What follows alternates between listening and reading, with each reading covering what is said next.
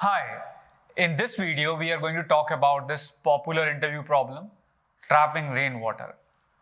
We are given an array of non-negative integers, means the array contains 0 or positive values. The values represented in the array are heights of bars. So you have different bars of different heights. If your array size is 3, then there are 3 bars of different heights of given heights. The height of first bar is 2, the height of second bar is 0, the height of third bar is 2. So these are the bars you have. Now the question is how much water you can collect between these 2 bars. So there is a bar of height 2 and there is a bar of height 2 and there is a gap between these 2 bars and the height of this gap is 2 units. So that is how you can collect 2 units of water for this input. Let's see the next example. We have 5 bars. First bar is of height 3, then 0. So height 3, then 0 height, then 1 height, then 2 height and then 5 height. How much water you can collect?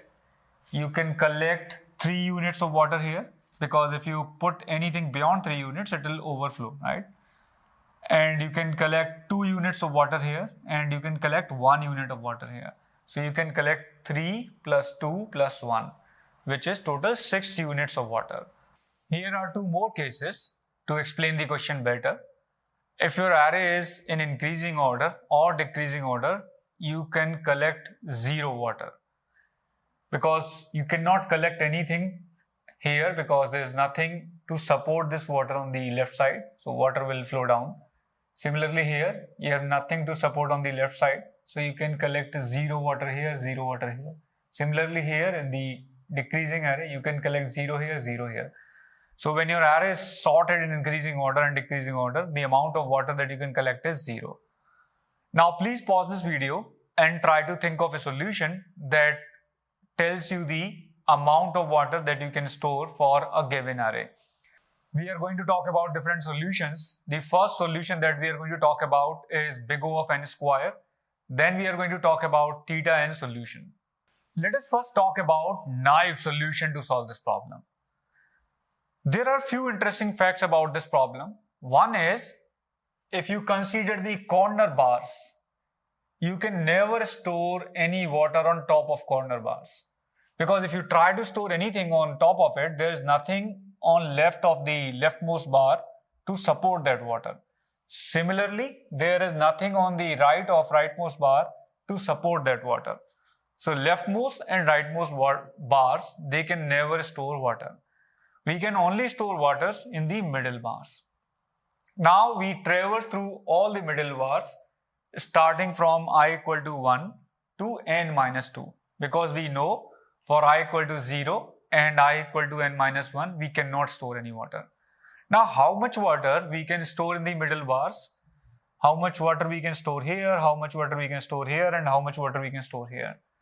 If you take a closer look at this problem, you will notice an interesting property.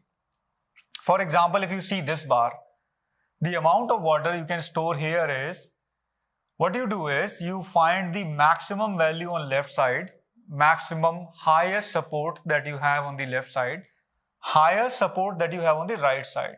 So for this particular bar, we have maximum support on left side as 3, our L max is 3, and maximum support on right side is 5, R max is 5.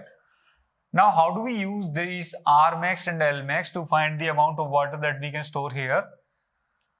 So how much water you can store here? You can store the water which is minimum of L max and R max, right? So minimum of L max and R max is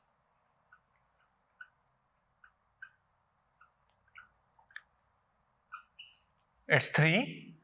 Now can you store 3 units of water? No.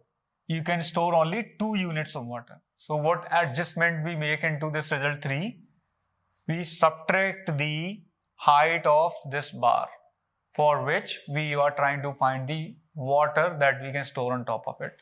So our result for this bar is, result for ith bar is minimum of L max Rmax minus array I. That's our result for ith bar. So for result for this bar is minimum of these two values, which is 3, minus height of this bar, which is 1. 3 minus 1, 2. 2 units of water we can store on top of that. Now what is the result for this? Let's do this again for this particular bar. The maximum height on left of it is again 3. The maximum height on right of it is 5. Minimum of these two values, Lmax and Rmax, is 3. And if I subtract the height of this bar from 3, I get 1 unit. So we can store 1 unit of water on top of it.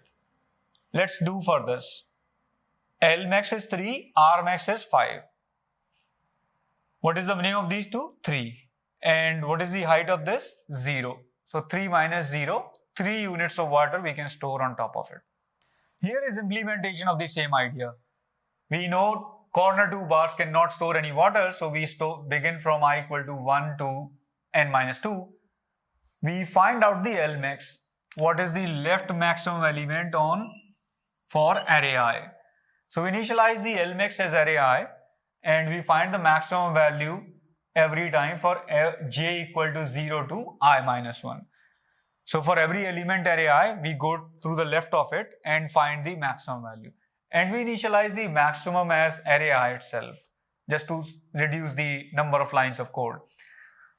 Then we similarly find right maximum.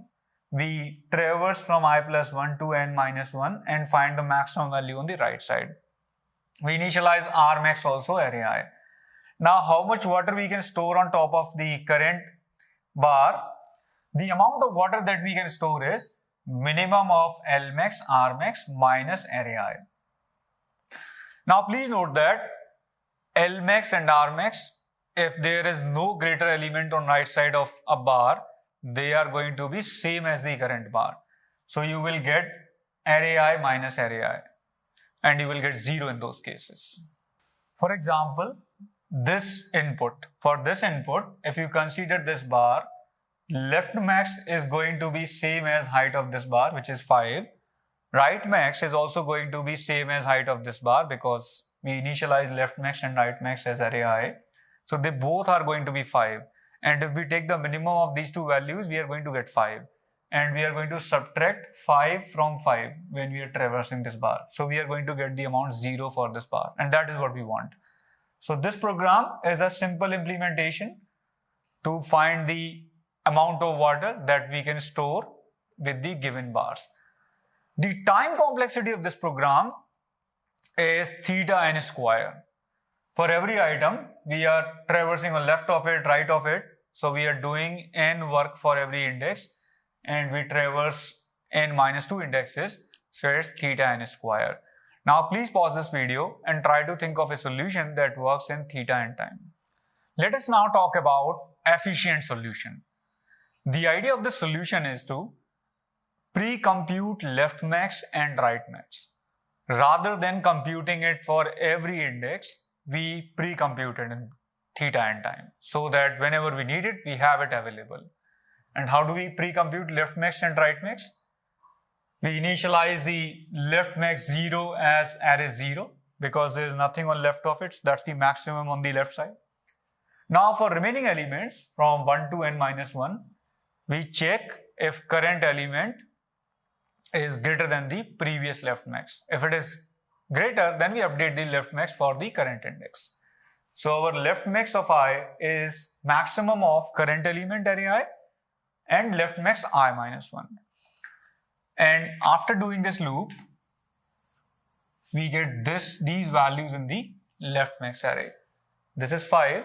So current element 0 is not greater left max of I minus 1. So we take the maximum of these two, we get 5.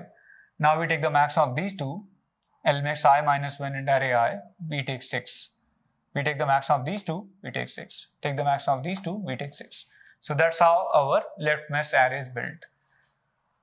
Similarly, we build the right max array. To build the right max array, we traverse from the right side because we want the maximum element on right of every element. So we initialize write max last element as array element. So this 3 is same as this 3. Now we compare these two elements, and whichever is the maximum, that becomes the new write max for this element.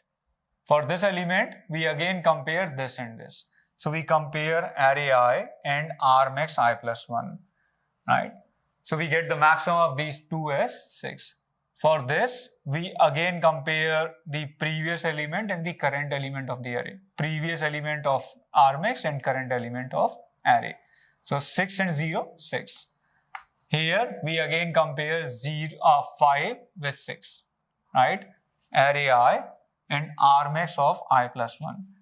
We take the maximum of these two, we get 6. So these are our L max and R max arrays. If you remember the naive solution, we needed L max and R max for every element, and we were computing it for every element. That is how it was theta n square. Here we are pre-computing them so that we get the time complexity theta n. So after pre-computing these, we use the same approach as we did in the naive solution. For every element, we find the minimum of left max and right max. Whatever is the minimum, we take that minimum and subtract the current element from it. So whatever value we get, we add it to the result. Let's do a dry run for this example. So we need to compute this result only for the middle bars. As we discussed before the naive solution, that we cannot store any water on top of corner bars because there is nothing on left of the leftmost bar to support more water. Similarly, there is nothing on the right of rightmost bar to support water. So we need to compute how much water we can accumulate for the middle 3 bars. So let's see how do we get the result 5 for this bar.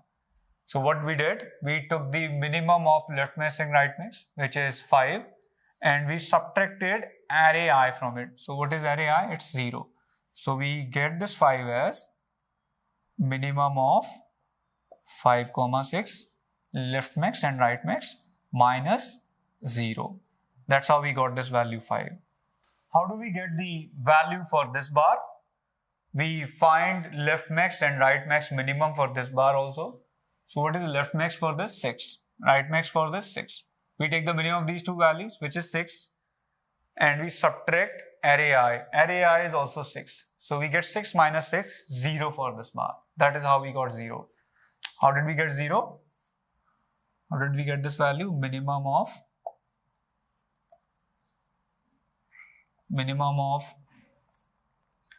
6, 6 minus 6. So this is how we got this value 0. Now let's see this bar. What is the left max for this bar? It's 6. What is the right max? It's 3.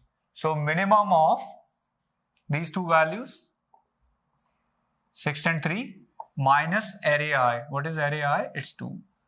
So minimum of these two is 3. 3 minus 2 is 1. That's how we got the value 1. So our result for this array is going to be 6. So that's how this naive approach works. The time complexity of this naive approach is theta n, because we are doing theta n work here, and then theta n again. And theta n plus theta n plus theta n is theta n time complexity. This solution requires theta n auxiliary space also.